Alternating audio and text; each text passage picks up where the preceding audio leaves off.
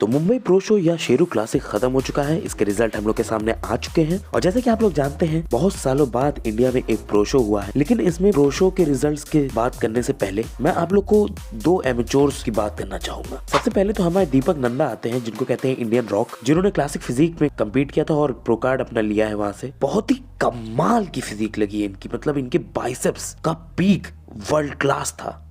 बहुत ही कमाल के इनके बाइसेप्स थे और इनकी कंडीशनिंग एकदम टॉप नॉच थी और इनका मिड सेक्शन बहुत ही डीपली सेपरेटेड अमेजिंग था, जो कि इंडियन एथलीट्स में बहुत कम हम लोग को देखने को मिलता है। भले ही कंडीशन हो इंडियन एथलीट, उसका मिड सेक्शन डीपली सेपरेटेड बहुत मुश्किल से होता है और इनका मिड सेक्शन एक कमाल का मिड सेक्शन था। एक एक कट, एक एक स्ट्राइशंस हम लोग को दिख रहे थे। इनके सेरेटस और एब्स बहुत ही कमाल के हैं। मैं इनकी तारीफ करना चाहूंगा। मेरे लिए बस एक क्रिटिसिज्म मैं इनको देना चाहूंगा, वो थे इनके लेग का साइज।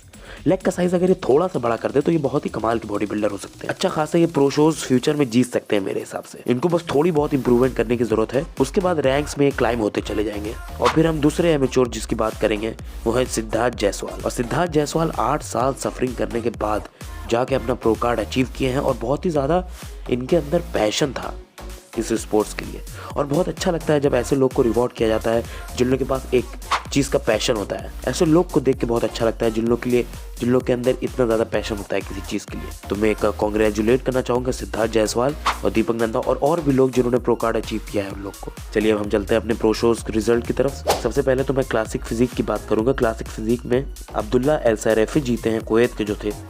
और सेकेंड नंबर पर मनोज सरंगापानी थे। और मनोज सरंगापानी बहुत ज़्यादा डिसअपॉइंट हो गए थे जब उनका नाम सेकंड पे आया। लेकिन उनके नाम आने से पहले मैं आपको ये बता दूं, इसमें दीपक नंदा ने भी कम्पीट किया था और वो 4th आए थे, जो कि काफ़ी ज़्यादा अच्छी बात है। एक पहले अपने प्रो डेब्यू में 4th आना क्लासिक फिजिक में एक बड़ी बात है। बहुत अच्छा इनका अमेजिंग शेप था।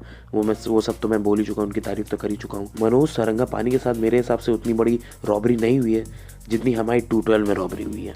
चलिए हम लोग चलते हैं 212 के रिजल्ट की तरफ, जिसमें फर्स्ट पे रहे हामिद जुमा, सेकंड पे रहे सुनीत यादव, थर्ड पे अशमवी जोल्किफली और फोर्थ पे समीर ट्रोडो या फिर ट्रोडी, मुश्किल नाम है इन लोग के वो काफ़ी। तो मैं आप लोग को यहाँ बताऊँ, मेरे हिसाब से पूरी रॉबरी हुई है सुनीत यादव की तरफ से।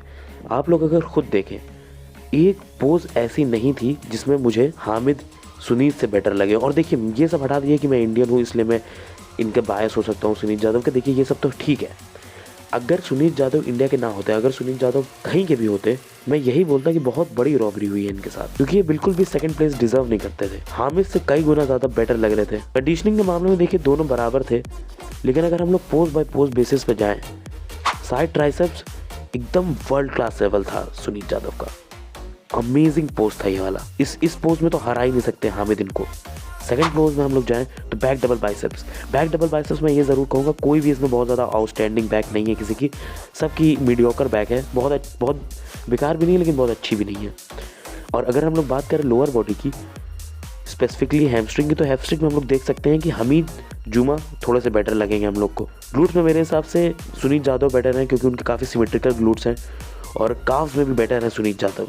एक बस ऐसा एरिया है जहाँ पे हामिद जीत रहे हैं, वो है हैमस्ट्रिंग। ये वाला पोज भी बहुत सब्जेक्टिव हो सकता है। पहला वाला तो बहुत ही क्लियर विनर था, ये वाला थोड़ा सब्जेक्टिव है। हम लोग थर्ड पोज की तरफ चले तो वो है एब्स एंड थाई। और इस पोज में अगर हम लोग सिर्फ एब्स पे ध्यान दें, सुनीत यादव जीत रहे हैं। अगर हम लोग सिर्फ क्वाड्स पे ध्यान दें, यानी कि थाइस पे ध्यान दें, सुनीत यादव जीत रहे हैं। अगर हम लोग ओवरऑल पोज पे ध्यान दें, उसमें भी सुनीत यादव जीत रहे हैं। एक चीज़ ऐसी नहीं है जिसमें हामिद बेटर हो इस पोज में उनसे। ठीक है, चलिए हम लोग अगली पोज पे चलते हैं। अगली पोज है फ्रंट डबल बाइसेप्स। अब फ्रंट डबल बाइसेप्स बहुत ही मेरे हिसाब से सुनीत यादव की एक कमाल की पोज नहीं है। उनकी बाइसेप्स की पीक की वजह से, उनकी बाइसेप्स की पीक बहुत कमाल की नहीं है, लेकिन फिर भी अगर हम लोग अच्छे से एनालाइज करें इस पोज को तो हामिद भी कुछ खास नहीं है इस पोज में। और अगर मुझे चूज़ करने के लिए मिला जाए तो इस पोज में मैं कह सकता हूँ कि हामिद थोड़े से बेटर लग रहे हैं सुनीत यादव से, लेकिन बहुत ही मार्जिनल है। सुनीत यादव बाकी जो 2 पोजेस थी उसमें ज़मीन आसमान का फ़र्क था, इसमें बहुत ही मार्जिनल फ़र्क है हामिद के जीतने पर। ये साइड चेस्ट वाली पोज है नेक्स्ट। अब साइड चेस्ट में हम लोग अच्छे से सुनीत यादव का साइड चेस्ट देख तो नहीं सकते हैं, लेकिन इतना तो हम है अपनी गारंटी से बता रहे हैं कि सुनीत यादव का कई गुना अच्छा है हामिद से चेस्ट। और अगर हम लोग नेक्स्ट पोज की तरफ चलें तो नेक्स्ट पोज आती है हम लोग की बैक लैट्स पर। इस पोज में अगर मैं आपको बताऊं तो हामिद के हैमस्ट्रिंग, जैसे कि मैं आपको बता चुका हूं, वो सुनीत यादव से बेटर है। लेकिन हम लोग बैक अलोन की बात करें तो अगर हम लोग इसमें जूम करके देखेंगे तो हामिद की बैक जो है वो सिमेट्रिकल नहीं है, और बैक लेट स्प्रेड एक ऐसी पोज होती है जिसमें सिमेट्री बहुत ज़्यादा मैटर करती है, और इसमें सुनीत जाधव की बैक है वो काफ़ी ज़्यादा सिमेट्रिकल आ रही है। फिर भी मैं ये नहीं कहूँगा दोनों बहुत ज़्यादा आउटस्टैंडिंग नहीं लग रहे हैं इस पोज में, लेकिन ये भी पोज, और मैं ये नहीं कहूँगा मार्जिनली जीत रहे हैं सुनीत जाधव आराम से जीत रहे हैं ये पोज, कोई डाउट नहीं है इसमें।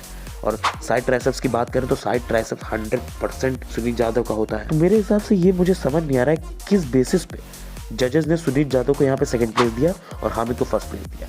मेरे हिसाब से यहाँ पे कुछ ना कुछ पॉलिटिक्स खेली गई है, क्योंकि ये 100% डिजर्व करते थे ये जीत को सुनीत जाधव। और सुनीत जाधव की मैं कुछ और तारीफें करना चाहूँगा, पोजिंग बहुत ही अच्छी थी इनकी, मिड सेक्शन काफ़ी कंट्रोल में रखा है इन्होंने, और कंडीशनिंग भी बहुत परफेक्ट थी, पीक ये सही हुए थे। बस एक क्रिटिसिज्म जो है इनका टैन एकदम परफेक्ट नहीं था। मैं ये नहीं कहूँगा कि बेकार टैन था इनका, लेकिन इनका टैन परफेक्ट नहीं था, परफेक्ट लेवल तक नहीं था इनका टैन, जो कि मेरे हिसाब से ये जैसे जैसे और शोज़ खेलते जाएंगे वैसे वैसे ये सब चीज़ें कोच और एथलीट मिलके एक साथ फिगर आउट करता जाता है। और जैसे कि आप लोग जानते हैं सुनीत जाधव के कोच भी हानि रैमबॉर्ड हैं, और मेरे हिसाब से 100% हानि भी यही बोलेंगे कि सुनीत ये जीत डिजर्व करते थे। मेरे हिसाब से सुनीत को अभी मिस्टर ओलंपिया में जाना चाहिए था इस साल, और ये बहुत डिसअपॉइंटिंग है कि यहाँ पे जजेस ने सुनीत जाधव को सेकंड प्लेस दी। खैर आप लोगों को क्या लगता है, आप लोग कमेंट्स में बताइए, Sunit Jadhav 100% first place deserve करते थे कि नहीं। चलिए आज की वीडियो यहीं खत्म करते हैं, मिलेंगे आपसे अगली वीडियो में, तब तक के लिए बाय।